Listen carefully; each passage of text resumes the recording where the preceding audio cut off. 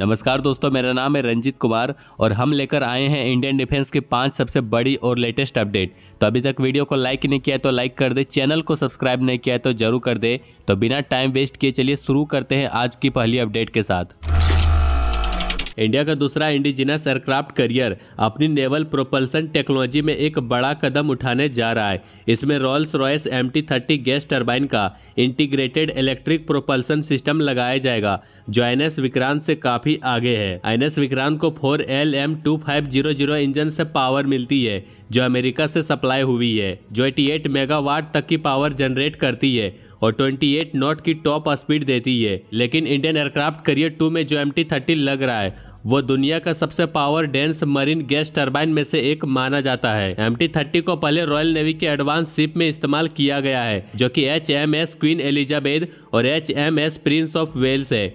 ये gas turbine electric propulsion system के साथ काम करता है, जो शिप को ज्यादा फ्लेक्सिबिलिटी, कम नॉइज और बेटर इफिशिएंसी देता है। MT-30 गैस टरबाइन 2008 में USS फ्रीडम पे इंट्रोड्यूस किया गया था, जो US नेवी का लिटोरल कॉम्बैट शिप है। हर टरबाइन 36 मेगावाट तक की पावर जनरेट करता है, जिससे शिप की स्पीड 40 नॉट से भी ज्यादा हो सकती है। इंडिया और यूके ने एक ज्वाइंट वर्किंग ग्रुप बनाई है, जो इलेक्ट्रिक प्रोपल्सन टेक्नोलॉजी पे कोलैबोरेशन बढ़ाने का काम करेगी। इस कोलैबोरेशन का मतलब है कि रॉल्स रॉयस का प्रोपल्सन सिस्टम आगे चल के इंडियन नेवी के फ्यूचर शिप में भी यूज हो सकता है। नेवी का ये डिसीजन पुराने प्रोपल्सन सिस्टम जो US, रसिया और यूक्रेन से आते हैं उसको रिप्लेस करना है। रॉल्स रॉयस के MT-30 को एडप्ट करने से नेवी की परफॉर्मेंस और मेंटेनेंस कॉस्ट दोनों इंप्रूव होगी। MT-30 का इंडियन एयरक्राफ्ट कैरियर 2 में यूज होने से न सिर्फ एयरक्राफ्ट कैरियर कैपेबिलिटी मॉडर्नाइज हो रही है, बल्कि फ्यूचर शिप को भी एडवांस प्रोपल्सन सिस्टम से इक्विप किया जाएगा। Indian navy chief admiral Dinesh Kumar Tripathi ने रिसेंटली कंफर्म किया कि गवर्नमेंट ने 2 न्यूक्लियर पावर अटैक सबमरीन बनाने के लिए अप्रूवल दे दिया है। यह अप्रूवल इस बात का सबूत है कि इंडिया अपनी डिफेंस कैपेबिलिटी को स्वदेशी टेक्नोलॉजी के थ्रू स्ट्रॉन्ग करना चाहता है। ये सबमरीन एडवांस होंगे और इंडियन नेवी के लिए एक गेम चेंजर साबित होगा। एडमिरल त्रिपाठी ने बताया कि पहला SSN 2036 से 37 तक डिलीवर होगा। पहले SSN के इंडक्शन के बाद दूसरा सबमरीन सिर्फ 2 साल के अंदर रेडी होगा। ये दोनों सबमरीन मिलकर इंडियन नेवी की स्ट्रेंथ को नेक्स्ट लेवल पर ले जाएगी, जिसमें नेवी को एडवांस सर्विलियंस और टेक्टिकल फ्लेक्सिबिलिटी मिलेगी, जो पूरे रीजन में एक स्ट्रॉन्ग प्रेजेंस इंश्योर करेगी। इस प्रोजेक्ट की खासियत यह है कि यह सिर्फ एक डिफेंस इक्विपमेंट बनाने का प्रोजेक्ट नहीं है, ये पूरे डिफेंस इंडस्ट्रियल इकोसिस्टम को ट्रांसफॉर्म करेगा। इसके लिए पब्लिक और प्राइवेट सेक्टर की कंपनीज मिलकर काम करेगी, जिसमें सभी क्रिटिकल सिस्टम जैसे न्यूक्लियर प्रोपल्सन, सोनार सिस्टम और स्टील्थ टेक्नोलॉजी देसी लेवल पर डेवलप होंगे। इससे जॉब्स क्रिएट होंगी और देश की इकोनॉमी को भी बूस्ट मिलेगा। SSN प्रोग्राम एडवांस मटेरियल्स और टेक्नोलॉजी पर फोकस करेगा। यह टेक्नोलॉजी सिर्फ सबमरीन के लिए नहीं होगी, बल्कि फ्यूचर डिफेंस प्रोजेक्ट के लिए भी यूजफुल होगी। ये एक्सपर्टीज इंडिया को डिफेंस एक्सपोर्ट में भी एक नई पहचान दिलाएगी। इस सबमरीन के आने से इंडिया को स्ट्रेटेजिक डिटेरेंस मिलेगा, जो अरिहंत क्लास SSBN को और इफेक्टिव बनाएगा। ये सबमरीन न सिर्फ देश की सुरक्षा बढ़ाएगी, बल्कि इंडियन नेवी के ग्लोबल एम्बिशन को भी रियलिटी बनाने में भी हेल्प करेगी।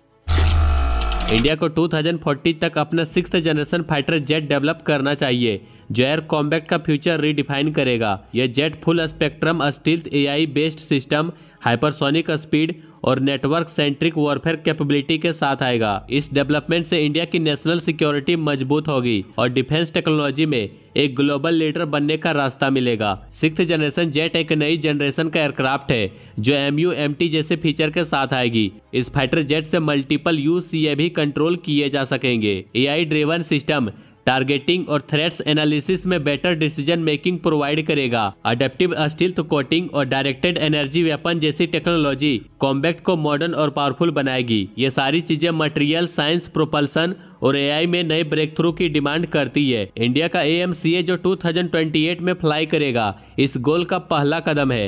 AMCA से स्टील्थ और नेटवर्क वॉरफेयर जैसे फीचर सीखने को मिलेगा, जो future 6th generation jet develop करने में काफी हेल्पफुल होगा। साथ ही सेफ्रॉन एरोस्पेस के साथ 110 से 130 किलो न्यूटन इंजन डेवलप जैसी कोलैबोरेशन से टेक्नोलॉजी गैप ब्रिज होगी। इंडिया को अपने प्रोपल्सन सिस्टम पे काम तेजी से बढ़ाना होगा और GTRE को रोल्स रॉयस और सेफ्रॉन जैसी पार्टनर के साथ काम करना होगा। AI और autonomy system real time decision making में हेल्प करेगी। एडवांस मटेरियल और एडेप्टिव स्टील्थ टेक्नोलॉजी स्टील्थ और परफॉर्मेंस इनहेंस करेगी। अगर इंडिया इन एरिया पे फोकस करे तो एक 6th जनरेशन जेट डेवलप करना सिर्फ एक सपना नहीं बल्कि एक रियलिटी बन सकता है।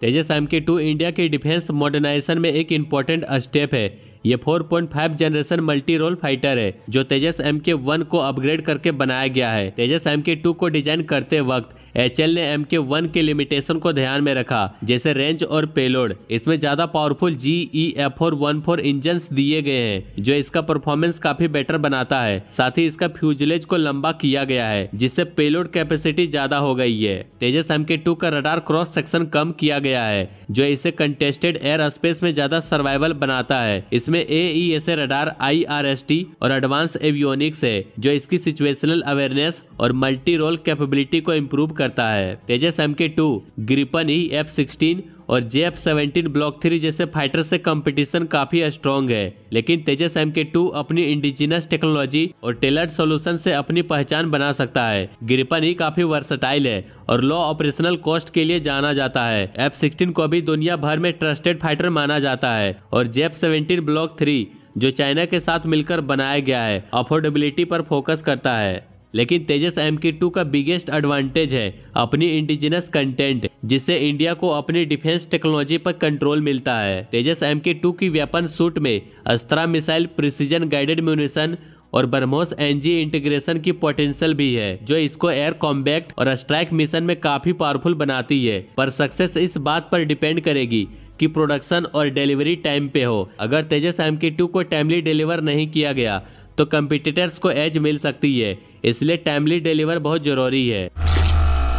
नागास्त्र 1 जो कि इंडिया का पहला इंडिजिनस लोइटरिंग मुनेशन है, अब इंडियन आर्मी की इन्फेंट्री में शामिल होने वाला है। ये एक बड़ी अचीवमेंट है जो इंडिया की मेक इन इंडिया इनिशिएटिव को बूस्ट करता है और सेल्फ रिलायंस में एक और कदम आगे बढ़ाता है। नागास्त्र 1 को सोलर इंडस्ट्री इंडिया लिमिटेड के इकोनॉमिक एक्सप्लोजिव लिमिटेड ने डेवलप किया है। ये एक लोइटर मुनेशन है जो UAV और प्रिसीजन गाइडेड वेपन का कॉम्बिनेशन है। इसका मतलब ये टारगेट को आइडेंटिफाई करके ट्रेस कर सकता है और उन्हें एक्यूरेटली न्यूट्रलाइज भी कर सकता है। इंडियन आर्मी ने EEL के साथ एक डील की थी जिसमें 480 लोइटर मुनेशन की सप्लाई करनी थी। टेस्ट के बाद पहली बैच की 120 units successfully Pulgaon ammunition depot तक पहुंच चुकी है। नागास्त्र 1 का वेट सिर्फ 30 kg है जो इजीली कैरी किया जा सकता है। इसके कंपोनेंट्स 2 रक्सैक में डिवाइड होते हैं जो पोर्टेबिलिटी को आसान बना देती है। इसके पास एक 1 kg का हाई एक्सप्लोजिव वॉरहेड है जो सॉफ्ट स्किन टारगेट को इफिशिएंटली न्यूट्रलाइज कर सकता है। इसके GPS एनेबल स्ट्राइक की एक्यूरेसी 2 मीटर तक है जो सर्जिकल ऑपरेशन के लिए परफेक्ट है। नागास्त्र 1 में डे और नाइट सर्विलियंस कैमरा भी है जो रियल टाइम में रिकॉग्निशंस और टारगेट आइडेंटिफिकेशन में हेल्प करता है। इसके साथ एक ground control station, communication module और न्यूमेटिक लॉन्चर भी है जो सिस्टम को फास्ट और इफिशिएंट बनाता है। सबसे इंटरेस्टिंग बात यह है कि नागास्त्र 1 में एक पैराशूट रिकवरी मैकेनिज्म भी है। इसका मतलब अगर मिशन को मिड फ्लाइट में अबॉर्ट करना हो तो UAV को सेफली रिकवर किया जा सकता है और फ्यूचर ऑपरेशन के लिए दोबारा यूज किया जा सकता है। इंडिया के मिलिट्री मॉडर्नाइजेशन पर अपडेट्स के लिए बने रहिए। बाकी लाइक एंड सब्सक्राइब जरूर करें।